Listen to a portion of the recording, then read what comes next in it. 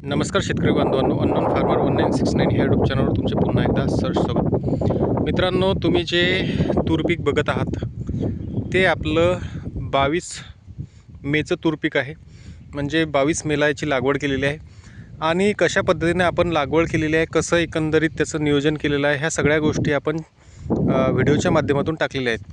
तुम्ही जर चॅनलवर नवीन असाल तर चॅनल सबस्क्राईब करा, जेणेकरून सगळे व्हिडिओ तुमच्या डिस्क्रिप्शन बॉक्समध्ये येतील आणि कशा पद्धतीने आपलं एकंदरीत हे गणित आहे ते तुमच्या लक्षात येईल. मित्रांनो, जेव्हा आपण याची लागवड केली होती तर आपल्याला माहिती आहे की ह्या उन्हाळ्यात भरपूर टेम्परेचर होतं. म्हणजे साधारणतः विदर्भामध्ये 42 ते 45 डिग्री तापमान होतं. आणि आपण जी लागवड केलेली आहे, आपण 21-22 म्हणजे 21 मेला 3.5 एकराचा आपला प्लॉट लागवड केली. त्यानंतर 22 मेला आपण हा प्लॉट लागवड केली. आता त्या प्लॉटमध्ये सुद्धा चांगल्या पद्धतीने आपलं तूर पीक आहे आणि ह्या प्लॉटमध्ये सुद्धा आपलं चांगल्या पद्धतीने तूर पीक आहे. त्या तूर पिकाला आपल्याला साधारणतः 17 दिवस झाले आणि हे जे तूर पीक आहे आपलं 16 दिवसाचं आहे. तुम्ही जर बघितलं तर आपली जी लागवड आहे 2-2 दाणे सगळीकडे लागवड आहे. तर चांगल्या पद्धतीनं आपण जे बियाणं टोचून लावलं होतं तर चांगल्या पद्धतीने आपलं बियाणं उगवून शक्तीसुद्धा त्या बियाण्याची चांगली होती. म्हणजे तुम्हाला म्हटल्यास हरकत नाही की 95% याची उगवण शक्ती होती. कारण 5%च कुठंतरी, म्हणजे एवढी जर पूर्ण ओळ बघितली तर त्याच्यामध्ये 5 ठिकाणीच आपली तूर पीक निघलं नव्हतं.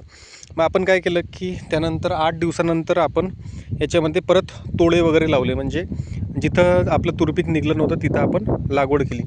आणि आता जर बघितलं तर चांगल्या पद्धतीने आपलं हे 16 दिवसाचं तूर पीक पाहायला मिळते. आता आजची जर म्हटलं तर 8 जून 2026, साधारणतः 16-17 दिवसाचं हे तूर पीक आहे.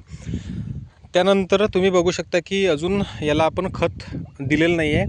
आपल्याला एकरी 1 किलो याच्यामध्ये NPK 19-19-19 हे द्यायचं आहे.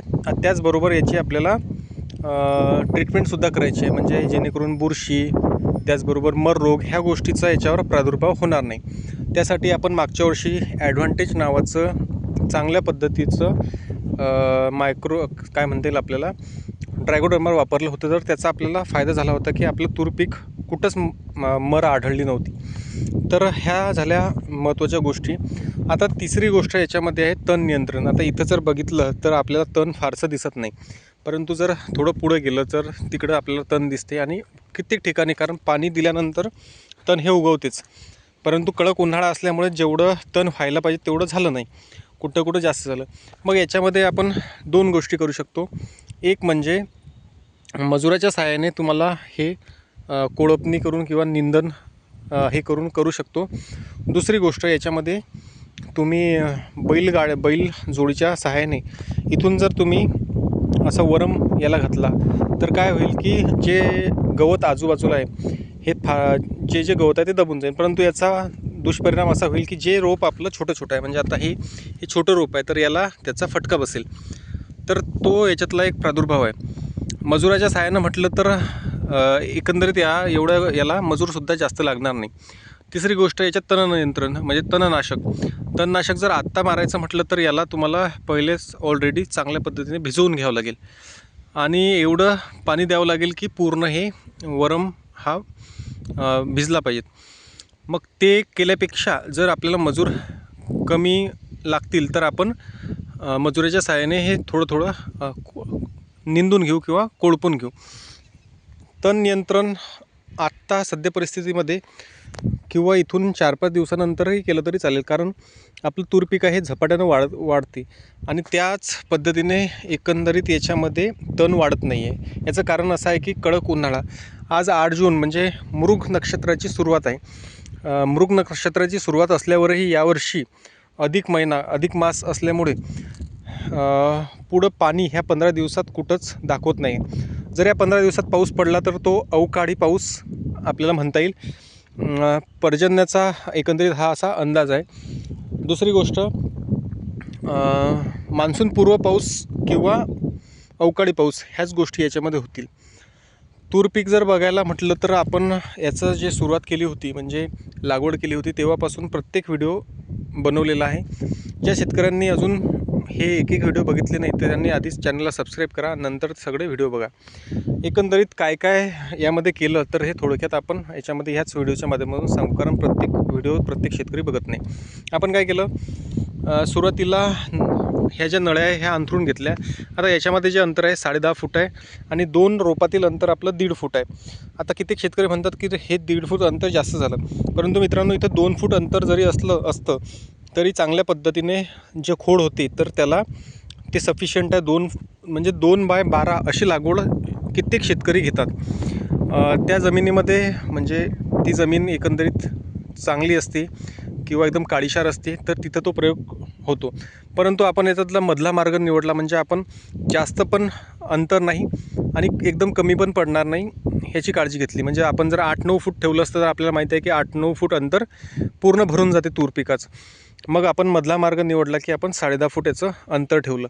10.5x1.5 म्हणजे 2 पण नाही, 12x2 नाही आणि 9x1 पण नाही, जे टोकनच्या माध्यमातून केले जाते. एकंदरीत 9 साधारणतः ते 8 इंच किंवा 9 इंच पडते. मधला मार्ग निवडून आपण याची पेरणी केली. आता पेरणी करताना काय केलं की नळ्या आपण अंथरून घेतल्या, त्याच्यानंतर ओलवून घेतलं आणि त्यानंतर मजुराच्या सहाय्याने 2-2 दाणे ज्या ड्रीपच्या माध्यमातून ते टोचून घेतले. टोचल्यामुळे काय झालं की टोचलेलं जे पीक आहे ते चांगलं बहार हे करते, म्हणजे प्रेशरनं वरती येते. जे आपण टोचून पीक होईल ते इतर पीक होत नाही. तर त्यामुळे आपण काय केलं की थोडेफार पैसे जातील मजुराच्या सहाय्याने, पण मजूर पण आपल्याला इथं जास्त लागत नाही. आपल्याला एकरी 1 मजूर लागते. आपल्या 5 एकर क्षेत्रामध्ये आपल्याला 5 मजूर फक्त लागले आणि त्याचासुद्धा आपण एक सेपरेट व्हिडिओ बनवलेला आहे की कशा पद्धतीने आपण 5-15 म्हणजे 1500 रुपयामध्ये 5 एकराची पेरणी करून घेतली. आजचा जो व्हिडिओ आहे तो महत्त्वाचा हाच आहे की तण नियंत्रणासाठी काय करावे. तर तण नियंत्रणासाठी जिथं जिथं तुमचं दाट गवत आहे तर ते मजुराच्या सहाय्याने तुम्ही खुरपून घ्या, कोळपून घ्या. एकदा कधी कोळपून घेतलं की परत तुम्हाला याच्यामध्ये कोळपण्याची गरज भासत नाही. कारण काय होते की आता हे 17 दिवसाचं तूर पीक आहे. इथून पुढं त्याची वाढ चांगल्या पद्धतीने होते आणि नंतर 17 दिवसाच्या नंतर आपण याला 25 ते 30 दिवसाच्या दरम्यान याचे हे दोन्ही शेंडे कट करणार आहोत, इथून आणि इथून. मग काय होईल की इथंच 5-6 त्याला ब्रांचेस येतात आणि त्या ब्रांचेस आणि इथल्या ब्रांचेस तर ह्या मधात पाहिजे असं गवत होत नाही. तर तो एक महत्त्वाचा फॅक्टर याच्यामध्ये कामी पडतो. तर अशा पद्धतीने एकंदरीत आजचा हा व्हिडिओ आहे की एकंदरीत आपलं 17 दिवसाचं चांगलं डौलदार पीक झालेलं आहे.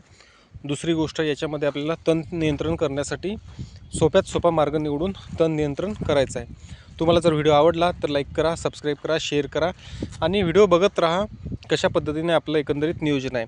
आता इथून जर थोडंफार टेम्परेचर किंवा तापमान त्याचबरोबर जर वातावरण चेंज झाला तर आपण याला NPK सोडू, त्याचबरोबर ट्रायकोडर्मा ॲडव्हान्टेज याला सोडून देऊ. तसं जर पाहिलं तर 15 दिवसानंतरच याला सोडणं गरजेचं होतं खत, परंतु थोडं आपण वेळ जाऊ देत आहे कारण जमिनीत एकंदरीत गरमी असल्यामुळे आणि खतं पाहिजे असे छोट्या रोपांना लवकर पाहिजेत नाही आहे. थोडं मोठं झाल्यानंतर पीक त्याला तुम्ही खत दिलं तरी चालेल. म्हणजे 1 महिन्याच्या दरम्यान तुम्ही त्याला खत द्या. मग त्या दोन्ही गोष्टी आपल्या म्हणजे खत व्यवस्थापन आणि त्याच्यामध्ये आपले शेंडे खोडणे होऊन जाईल. आणि थोडंसं आपण ह्याच्यावरती बघितलं तर कुठलंच असा रोग आपल्याला पाहायला मिळत नाही आहे. परंतु जर आपण शेंडे खोडणी केल्यानंतर इथे जर बुरशीचं काहीतरी एकत्रित असलं तर आपण याच्यामध्ये हलकं फुलकं प्रोपेक्स सुपर एक मारून देऊ. पुन्हा एकदा व्हिडिओ जर आवडला तर चॅनलला सबस्क्राईब करायला विसरू नका.